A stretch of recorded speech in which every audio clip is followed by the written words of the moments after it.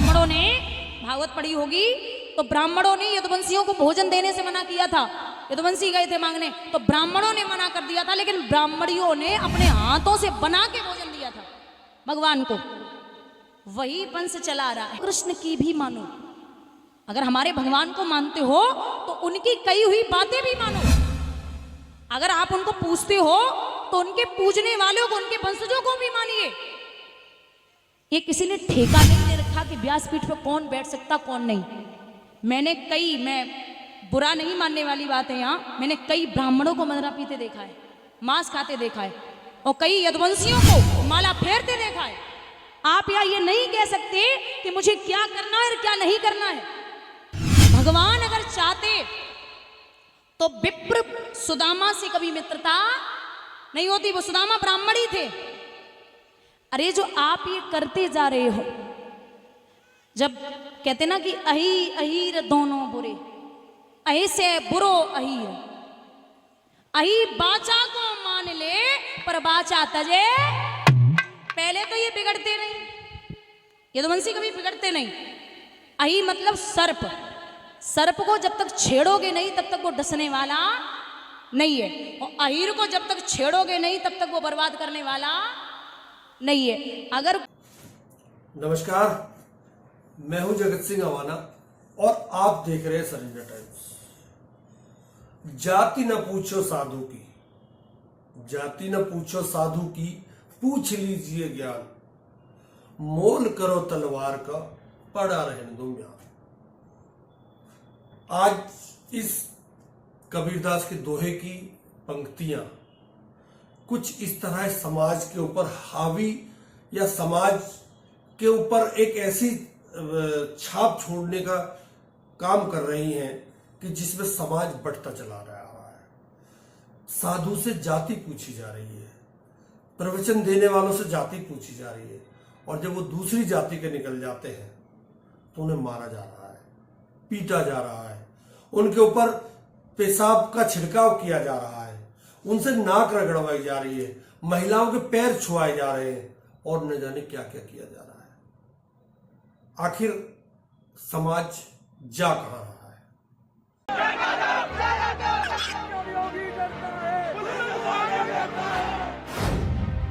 UP में ब्राह्मण versus Yadav.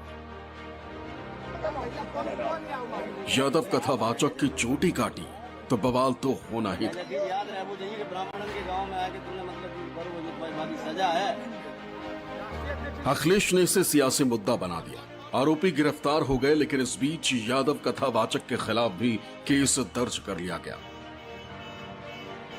तस्वीरों में दिख रहे यादव कथावाचक जिसकी चोटी काटी जा रही, उस पर और उसके साथी पर आरोप लगाया गया कि इसके पास फर्जी आधार कार्ड है। पूरा मामला क्या है आगे बताएंगे, लेकिन सबसे पहले आपको बताते हैं कि कैसे ये मुद्दा यूपी में ब्राह्मण बनाम यादव होता जा रहा है। यादव कथावाचक की पिटाई पर सियासी उबाल।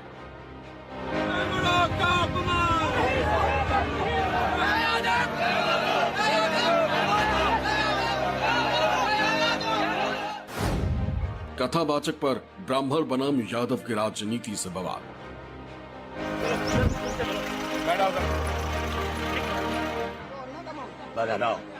इटावा में 2 यादव कथावाचकों की पिटाई और एक की चोटी काटने का मुद्दा यूपी में ऐसे गरमाया कि यादव बनाम ब्राह्मण दिखने लगा।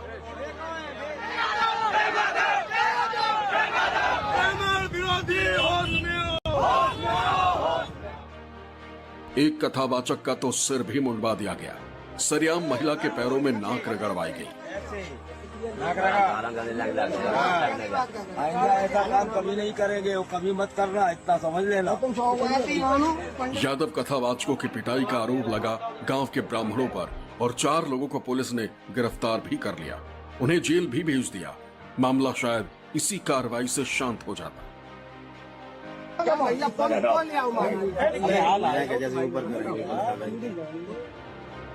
लेकिन तभी इस बवाल में एंट्री हो गई यूपी की ब्राह्मण समाज महासभा की। ब्राह्मण समाज महासभा के प्रदेश अध्यक्ष अरुण दुबे एसएसपी से मुलाकात कर यादव कथावाचकों पर पहचान छिपाकर कथा करने का आरोप लगाकर मुकदमा दर्ज करवा दिया। जिससे बवाल बढ़ गया। आहिर रेजिमेंट यादव महासभा ने हंगामा कर दिया। इटावा की सड़कों पर कोहराम मचा दिया। ये ब्राह्मण बनाम यादव के मुद्दे पर मचे सियासी घमासान की सबसे खौफनाक तस्वीर। इटावा में कथावाचक पर मुकदमा दर्ज किया हुआ हंगामा मच गया। दादरपुर गांव में यादवों के संगठनों ने सड़कों पर उपद्रव मचा दिया। आहिर रेजिमेंट यादव महासभा के प्रदर्शनकारियों को पुलिस ने रोकने की कोशिश की तो भीड़ ने पुलिस और प्रशासन पर ही पथराव कर दिया। पुलिस को उपद्रवियों से निपटने के लिए अतिरिक्त पुलिस मंगानी पड़ी और जब पुलिस एक्शन में आई तो कई उपद्रवी गाड़ियां छोड़कर भाग गए।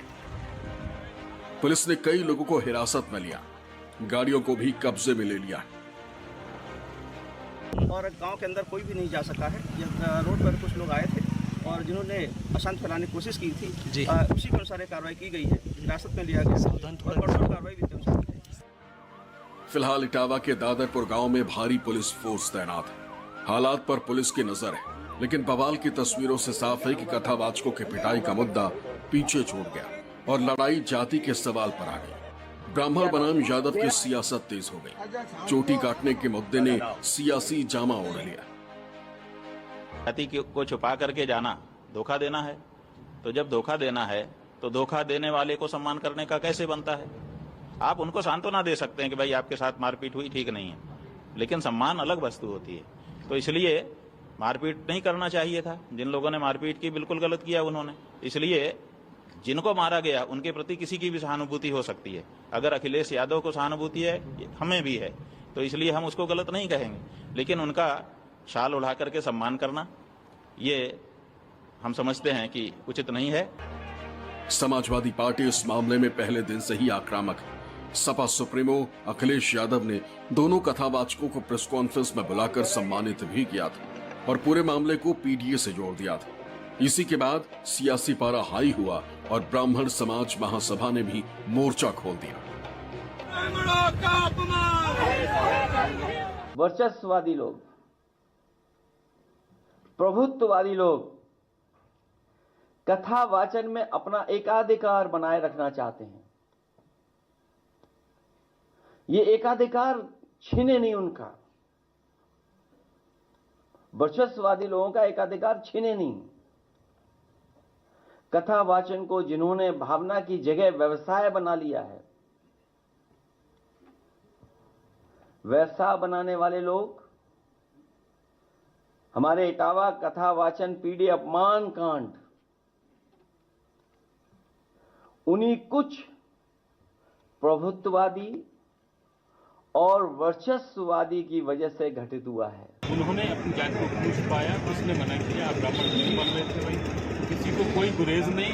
हम लोग सारे समाज के भागवतों में जाते हैं, सारे समाज के व्यास बैठते हैं, किसी से कोई गुरेज नहीं, लेकिन वो अपने आगे लिखते तो है भला सिंह यादव, भला सिंह साहब। आप सभी का नाम जानते हैं, मैं नाम ही लेना चाहता हूँ, लेकिन जानबूझ करके समाजवादी पार्टी इसमें इन्वॉल्व होती है।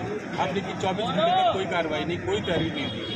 चुपचाप वह अपनी गलती को स्वीकार किए, वहाँ पर जो भी हुआ उसको भूल गए और वो घर बैठ गए। लेकिन अचानक से एक दिन बाद पूरा पीडीए करके चिल्ला करके आ जाते हैं।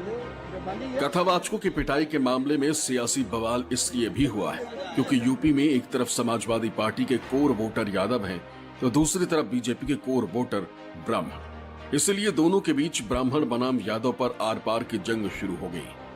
समझ में आ गया है क्योंकि 2024 के लोकसभा के चुनाव में कांग्रेस की गोद में बैठ करके जो समाजवादी पार्टी ने कुछ क्षणिक सफलता प्राप्त कर लिया था, जो जनता को गुमराह किया था कांग्रेस से मिलकर के, वह जनता अब जाग चुकी है।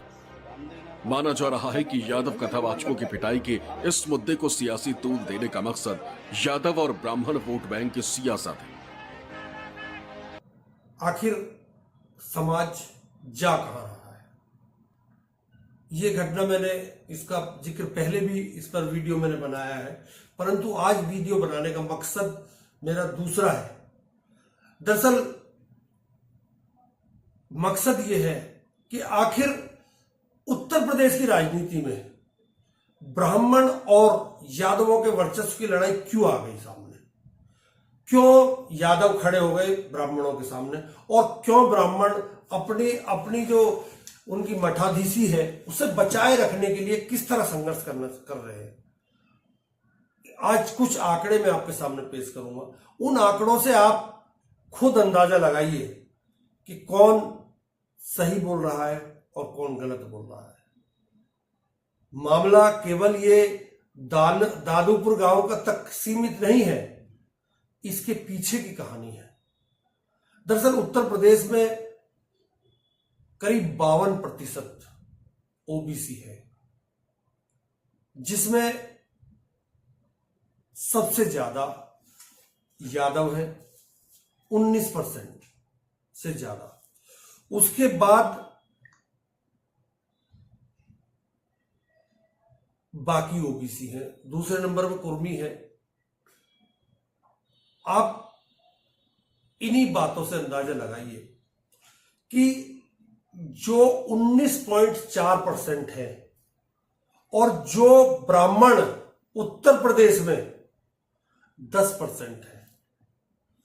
19% के 34 विधायक हैं इस समय सदन में और 10% के 52 विधायक हैं। उसके अलावा राजपूत 5% है, राजपूत 5% है, भूमिहार 2% है, वैश्य 2% है और टोटल जो स्वर्ण है उत्तर प्रदेश में 17 से 19% है। अगर उत्तर प्रदेश की जातियों का आंकड़ा देखा जाए तो 19% मैंने कहा यादव है, कुर्मी दूसरे नंबर पे है, मौर्य तीसरे नंबर पे है, जाट चौथे नंबर पे है ओबीसी वर्ग में, राजभर 5वें नंबर पे, लोधी तीसरे नंबर पे, चौथे नंबर पे है। उसके अलावा गुजर दूसरे नंबर पर है, निषाद, मल्लाह और अन्य जातियां 6% है। आप अंदाजा लगाइए। अब मैं इनके प्रतिनिधित्व की बात करता हूं। इनके प्रतिनिधि कितने हैं टोटल? जो दोनों जातियां हैं ओबीसी और स्वर्ण। ओबीसी 52% है, स्वर्ण 19% है उत्तर प्रदेश में। लड़ाई कहां है? अगर 2001 की रिपोर्ट पर हम जाएं, 2001 में हुकम सिंह के नेतृत्व में, हुकम सिंह जी थे, मंत्री थे, उनके नेतृत्व में कमेटी बनी थी। उस कमेटी ने सबसे ज्यादा जो सर्वाधिक ओबीसी की संख्या बताई थी वो 19% बताई थी, 19.40% 2001 में यादवों की। विधायक कितने? 34। अब आप जातिगत जो जाति सबसे ज्यादा है और जो जाति कम है उसके बावजूद उसके विधायक ज्यादा है। क्यों है ऐसा? क्या है कारण? इसका आप अंदाजा लगाइए। जो उत्तर प्रदेश में 10% है उसके 52 विधायक हैं। जो 5% है यानी ठाकुर, उनके 49 विधायक हैं। तीसरे नंबर पर कुर्मी है, उनके 41 विधायक हैं। चौथे नंबर पर मुसलमान हैं जिनके 34 विधायक हैं। अब आप अंदाजा लगाइए कि यूपी की सियासत में यादव अपने वर्चस्व की लड़ाई लड़ रहे हैं। यादव 19% है, मुसलमानों की बराबर, उनके उतने ही विधायक है फिर भी मुसलमानों के बराबर। उसके अलावा जो 403 की विधानसभा उत्तर प्रदेश की, उसमें 52 ब्राह्मण, 46 ठाकुर, उनमें से जो 52 है उनमें से 46 बीजेपी के विधायक हैं। बीजेपी के विधायक है 46। इसका कारण आप जानिए। जो स्वर्ण मतदाता है वो बीजेपी को वोट कर रहा है, ये बिल्कुल सामने है बात। परंतु ऐसा नहीं है कि खाली पंडितों की वोट से ये 52 विधायक बने हैं। 10% की संख्या में कैसे 52 विधायक बन सकते हैं? ये खेल वही है जो अखिलेश यादव खेल रहे हैं इस समय। अखिलेश यादव चाहते हैं कि जो ओबीसी और दलित है वो किसी भी ब्राह्मण को वोट न करे और वो ब्राह्मण हार जाए बीजेपी का, चाहे दूसरी पार्टी किसी का भी जीत जाए। ऐसे में 46 जो विधायक हैं ठाकुर, उनमें 43 बीजेपी के गठबंधन वाले हैं। समाजवादी पार्टी से केवल 4 हैं, बसपा से एक है और जनसत्ता पार्टी जो उसके राजा भैया की है उसका एकमात्र विधायक है। इस तरह हर 8वां विधायक, आप हिसाब लगाइए, हर 8वां विधायक ब्राह्मण है, हर 4था विधायक ठाकुर है। तो जलन तो लाजमी है साहब, जलन तो होनी है।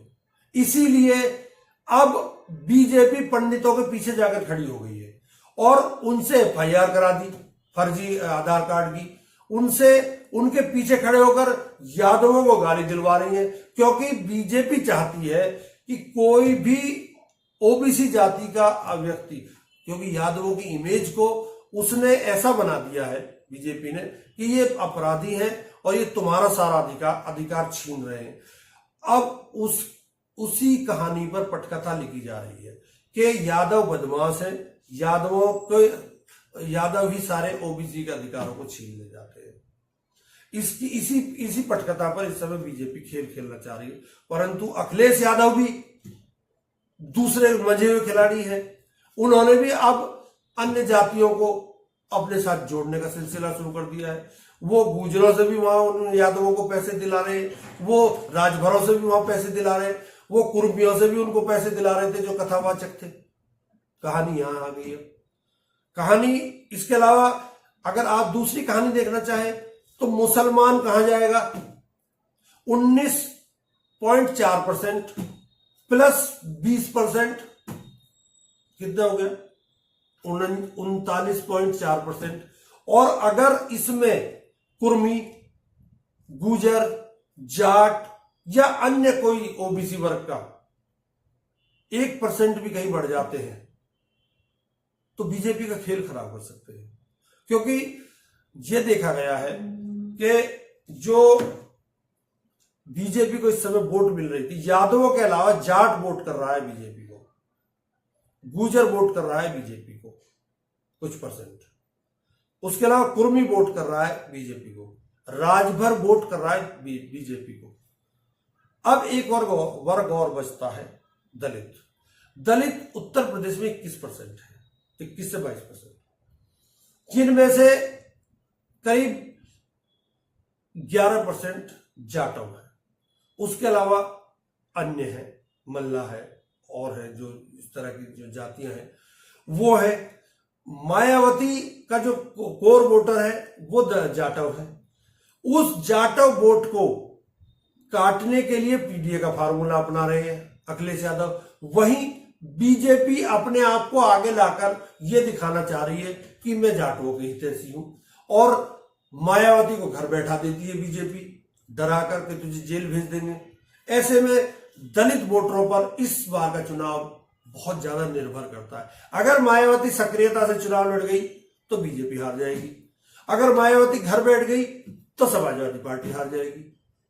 सोचने वाली बात है। लेकिन अगर पीडीए का फार्मूला का प्रचार जिस तरह से अखिलेश यादव और कांग्रेस कर रहे हैं, अगर इसी तरह चलता रहा तो स्वर्ण जो 52 विधायक पंडितों के और 49 ठाकुरों के हैं, आप सोचिए 101 विधायक केवल 15% जातियों के हैं 403 में से।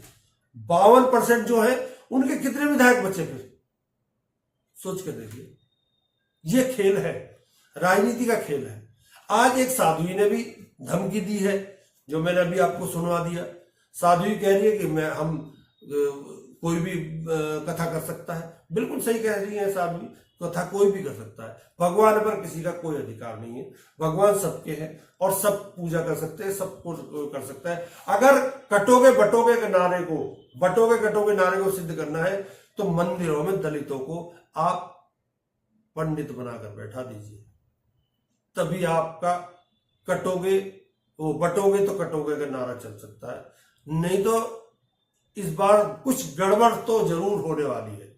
अब किसके साथ गड़बड़ होगी ये तो 27 में पता चलेगा, परंतु गोटियां अभी से बिछानी शुरू कर दी है और इस उत्तर प्रदेश का असर कहीं ना कहीं बिहार में भी देखने को मिल सकता है।